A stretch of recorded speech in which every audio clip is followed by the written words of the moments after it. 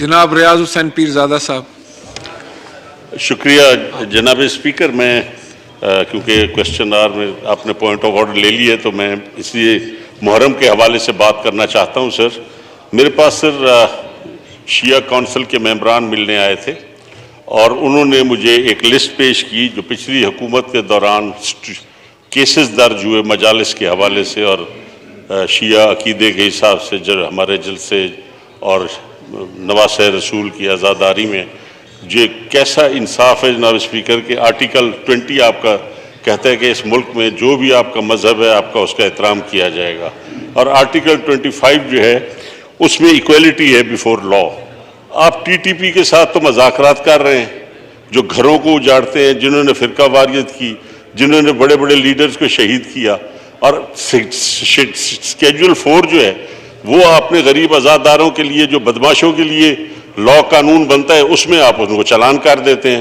تو interior minister صاحب بھی بیٹھے ہیں، میں نے چارے چیف سیکرٹریز کو لکھا ہے ایز منسٹر ہیومن رائٹس کہ آپ اس قسم کے پرچے نہ دیں اور صرف ایک آدھا گھنٹہ مجلس آگے چلی جائے، ایک تھوڑی سی دیر کی رکاوٹ کرے تو شیڈول 4 میں چلا جاتا ہے آدمی، اور 3 سال ان کو خوار کیا جاتا ہے. جناب اسپیکر یہ کچھ کم از کم چیف سیکرٹریز کو اور آئی جیز کو سوچنا چاہیے کہ یہ نواسہ رسول کی عزاداری ہے.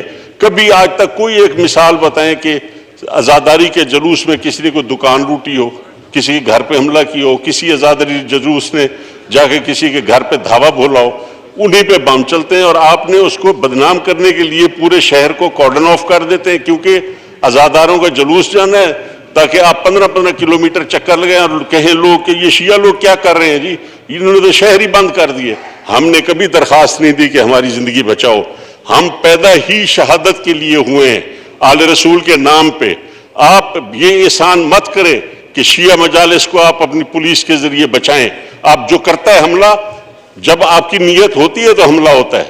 آپ کے اپنے اداروں نے یہ بنائے تھے یہ سارے اصول، غیر ملکی ایجنڈا مذہب کا اور غیر ملکی ایجنڈا سیاست کا، جو سیاستدانوں کے ساتھ ہو رہا ہے، جو ہماری مذہبی لوگوں کے ساتھ ہو رہا ہے. یہ جب جیم اور جیم کا جو آپس میں جب ہے رشتہ ناتا، اس کی وجہ سے ہمارے سانسیں بند ہو گئی ہیں.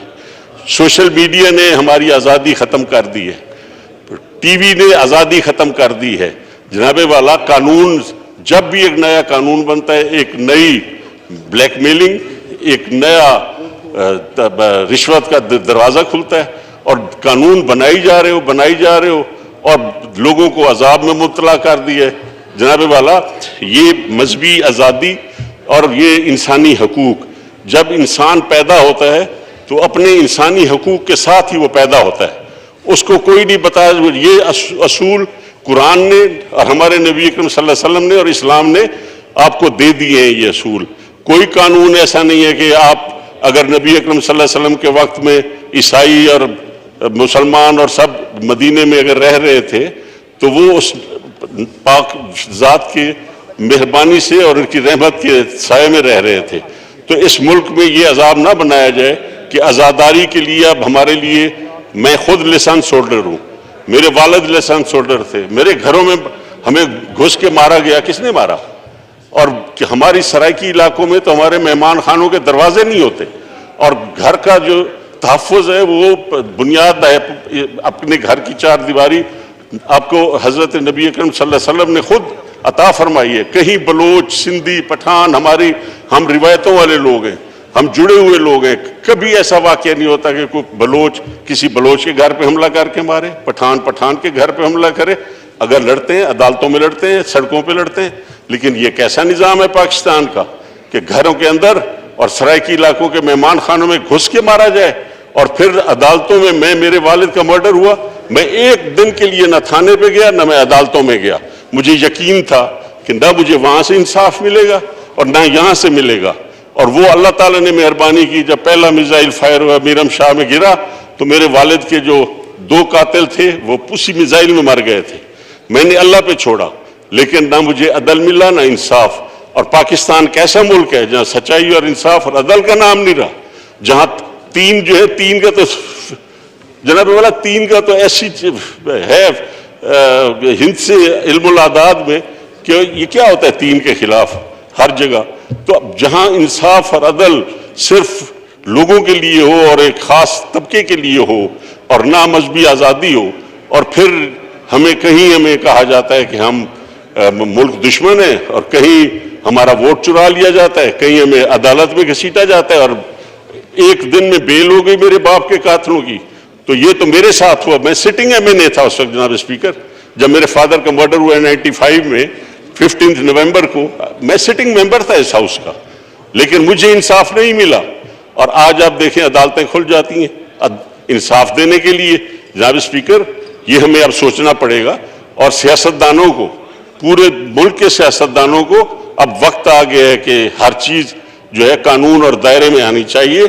जिस तरह जजेस क्या कानून है कि उनकी सीनियरिटी अकॉर्डिंग टू कॉन्स्टिट्यूशन है, इसी तरह अब आर्मी में भी ये कानून लागू होना चाहिए कि इसको दायरा कार में लाएं और कॉन्स्टिट्यूशन के अंदर इनकी तरक्की हो, ताकि ये मुल्क एक अजाब से बच जाए कि जब भी इनकी कुर्सी का मसला आता है तो पूरा मुल्क जो है इस वक्त स्टैंड टू है। जब तक ये फैसला नहीं होगा हम अगले 2 महीने अजाब में रहेंगे। जनाब वाला, ये पार्लियामेंट मेहरबानी करे, अपने आप को साबित करे। सियासतदान चाहे इधर बैठे हैं या इधर बैठे हैं, अपनी पगड़ी को तो संभालो। अवाम के हम नुमाइंदे। क्या जुल्म है कि वो अवाम जो मुझे वोट देती है वो ही मुझे करप्ट कहती है। अफसोस है ये। जनाब वाला, मैं आपकी इस्तदा करता हूं कि आपको मैं ये लिस्ट देता हूं। ये पंजाब में सबसे ज्यादा पर्चे दर्ज हुए, ये मैं आपके रिकॉर्ड पे लाना चाहता हूं, मैं लाया हूं। और ये पर्चे दर्ज हुए और ये पूरी फाइल में आपको दे देता हूं। और जो मैंने लेटर लिखा है ये आपके रिकॉर्ड के लिए